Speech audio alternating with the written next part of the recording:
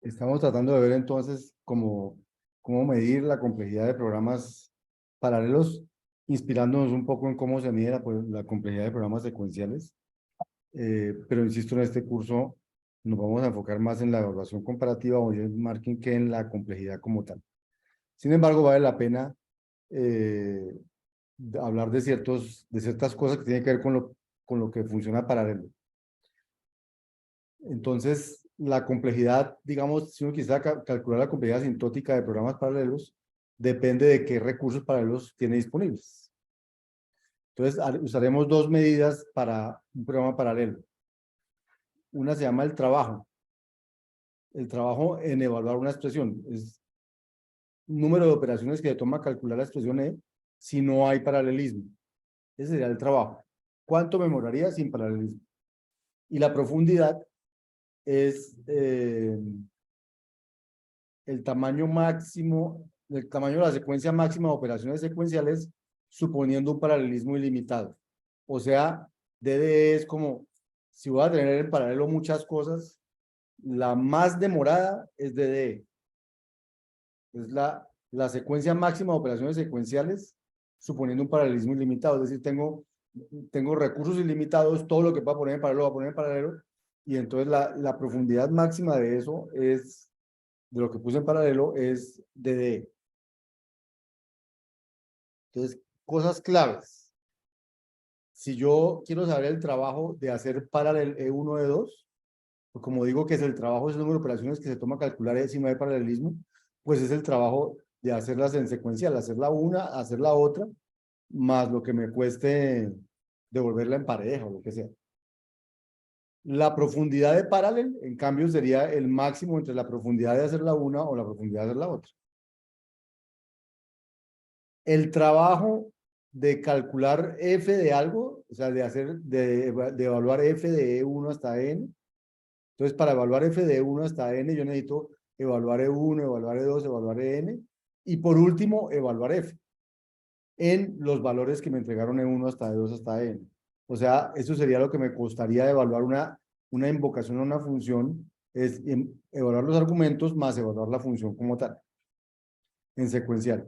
Si me lo pidieran en paralelo, entonces yo diría en todo caso tengo que evaluar E1, E2 hasta n en paralelo, o sea, en su profundidad, y luego lo que me cuesta la profundidad de evaluar f. Entonces, esas son como las reglas asociadas a calcular el trabajo y la profundidad de evaluar una expresión en paralelo. Ahora, ¿para qué sirven esos W y esa D? Entonces, suponga que conocemos cuánto es el W de evaluar E y cuánto es el D de evaluar E. Y que tengo una plataforma que me puede permitir hasta P hilos en paralelo. Esos son mis recursos, P. Entonces, sin importar P, el programa se demora por lo menos DE, porque DE es lo que se demora si hubiera paralelismo ilimitado. Pero como no es ilimitado, sino P, entonces mínimo se demora DE, menos no puede ser, porque si con paralelismo ilimitado se demora DE, con menos paralelismo pues se va a demorar más.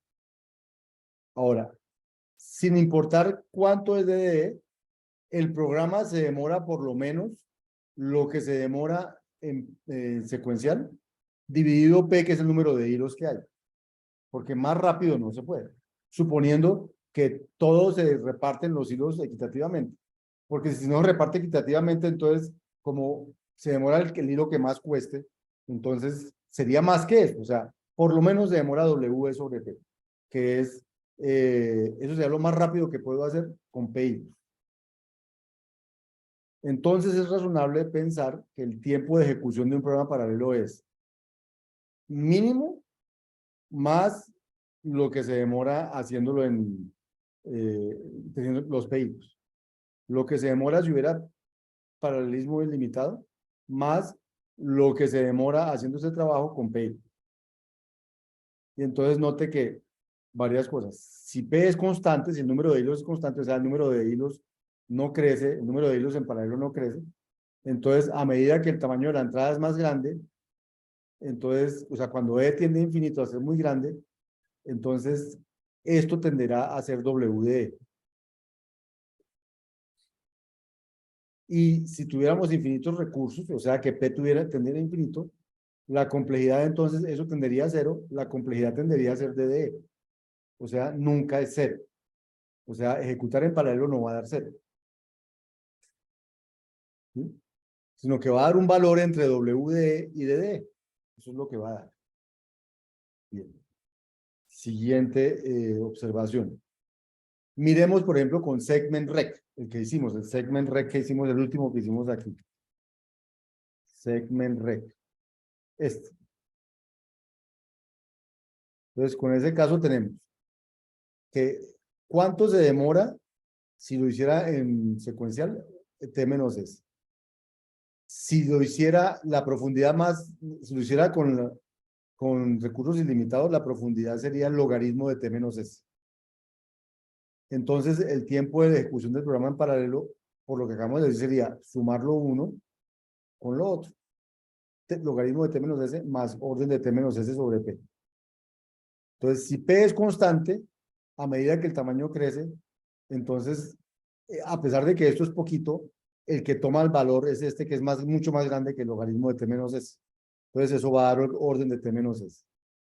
Ahora, si P sí puede crecer, entonces la complejidad asintótica, o sea, si P puede ser muy grande, la complejidad tiende a ser logaritmo de T menos S. Luego, mi programa se demora entre logaritmo de T menos S y T menos S. ¿Sí? Es un poco la idea del caso del segment rec en paralelo.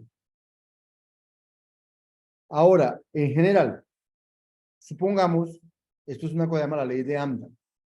Supongamos que tenemos dos partes de una computación secuencial. O sea, tengo algo secuencial y lo voy a paralelizar.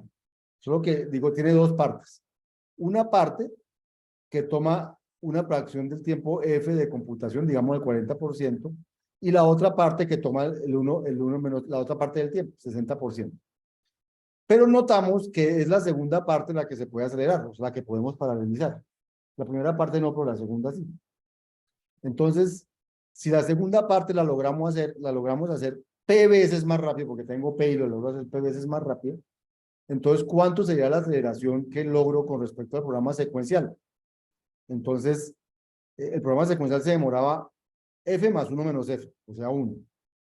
El programa paralelo se demora F, que es la misma parte, más 1 menos F sobre P, que es lo que yo logro hacer más rápido. Entonces, la aceleración es lo que se demora el primero sobre lo que se demora el segundo. Que fue la operación que hicimos ahorita con el ejemplo que hicimos.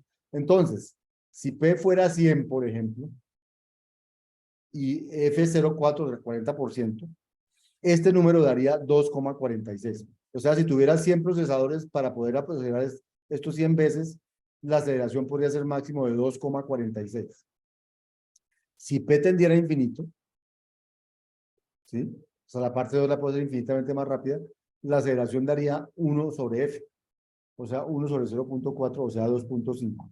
O sea, que hay un límite en la aceleración, tampoco puede ser, por ejemplo, si el 40% de la computación sigue siendo secuencial, la aceleración no puede ser más grande que 1 sobre 0,4, o sea, el 2,5. O sea, puede haber aceleración, pero no tampoco se puede acelerar al punto de que cambiemos realmente el orden de la computación y una cosa que era exponencial se volvió lineal. Eso no va a pasar. Esa es la ley de Amdahl. Esta es la ley de Amdahl. Y eso es todo lo que vamos a decir en cuanto a la complejidad de los programas paralelos en teoría, o sea, análisis asintótico. Este curso no está especializado en eso y no vamos a explorar más eso. Cuando vean análisis de algoritmos, van a ver la parte secuencial. Pero podrán preguntarle al profesor a Jesús si fuera en paralelo, ¿qué? ¿Qué? Le preguntan allá al semestre entrante. Le voy a decir a Jesús que le van a preguntar. Bien.